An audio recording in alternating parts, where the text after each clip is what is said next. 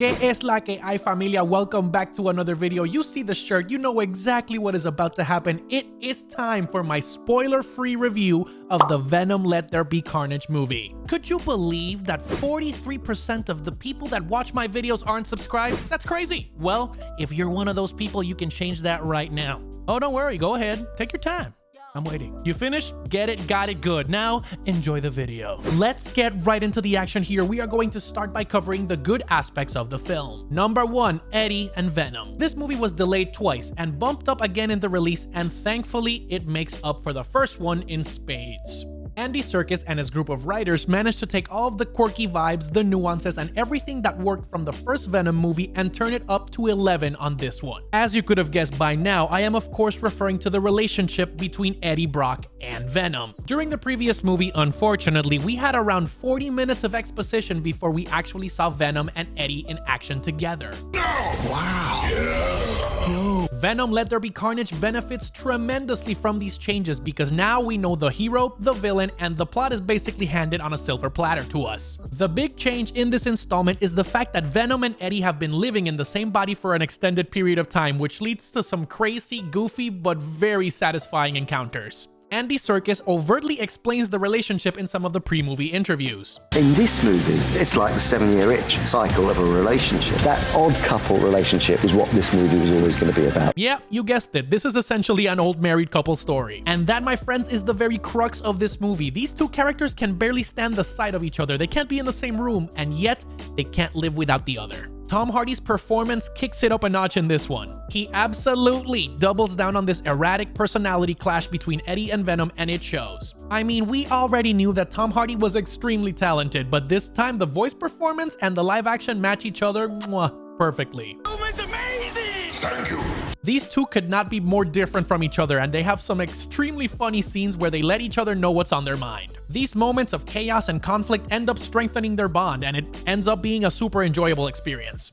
Número 2, we have to talk about the CGI and the action.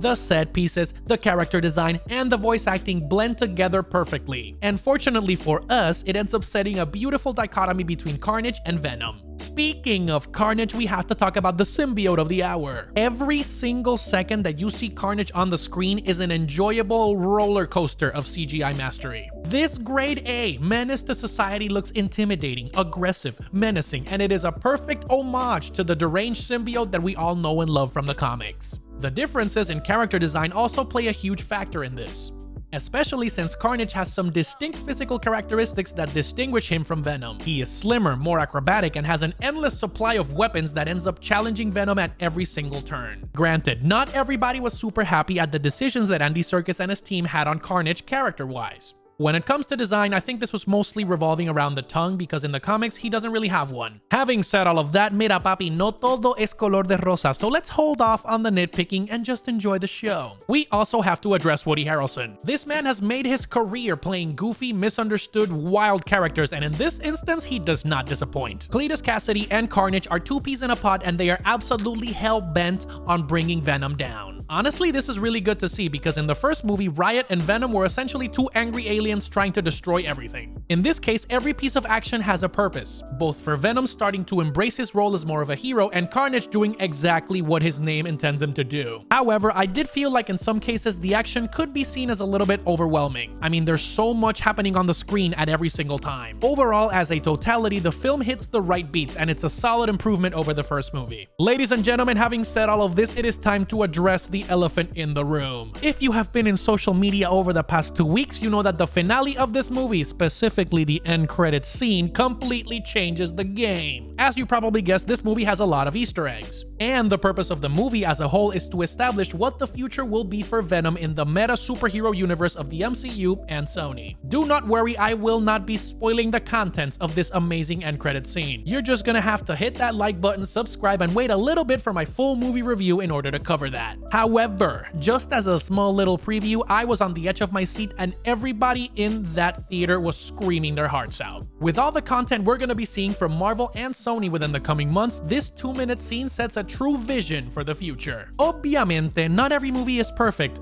except for maybe Jurassic Park, but neither is this film. While I do believe that this movie has some major improvements over its predecessor, it can only be described as predictable.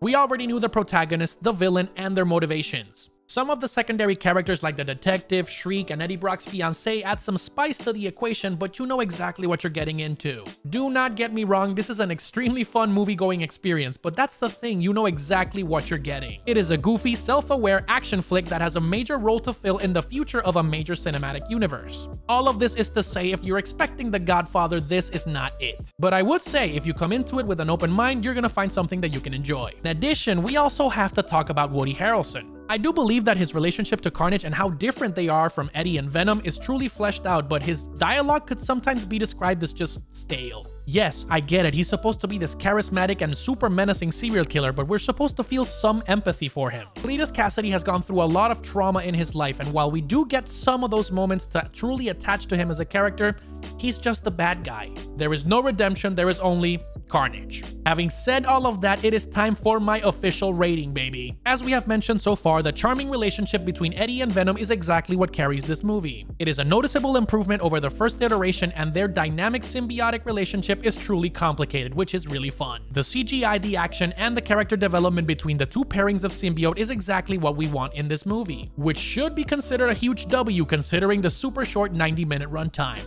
At times, I will admit you did have to suspend your disbelief because the goofiness did get palpable. But hey, I am not complaining. That's exactly what we signed up for when we got to the movie theater to see larger-than-life Marvel characters. Taking all of this into consideration, I would say that this, to me, is a solid 8.2 out of 10. It is not perfect, but I knew exactly what I was getting into and I was not disappointed. Also, that end credit scene was worth it in and of itself. It is absolutely insane and sets up the future of both Marvel and the Sonyverse. If we're truly trying to be nitpicky, there were some technical aspects that just didn't hit the mark, and you could maybe land it as a 7 out of 10. But as always, that is all up to you. Different strokes for different folks, and to me, it is an 8.2. Muchas gracias, familia. Thank you very much. I will be dropping a full-length review of the film once people have had a little bit more time to see the movie in theaters. If you enjoyed this review, make sure to like, comment, subscribe, and share this video with your friends to please the algorithm gods. As always, make sure to click that notification bell icon to get instant notifications to whenever I post a video and whenever I go live. Speaking of going live, I am playing New World on my streams here on YouTube. My usual stream time is 7 p.m. Central, 8 p.m. Eastern on Tuesdays and Thursdays. Saturday is a little bit more of a free-for-all. But hey, do not worry, I will be posting updates on all of my other social media channels whenever I go live. As always, it is lovely to see your face. Thank you so much for tuning in, mis amores. Mwah, stay sexy,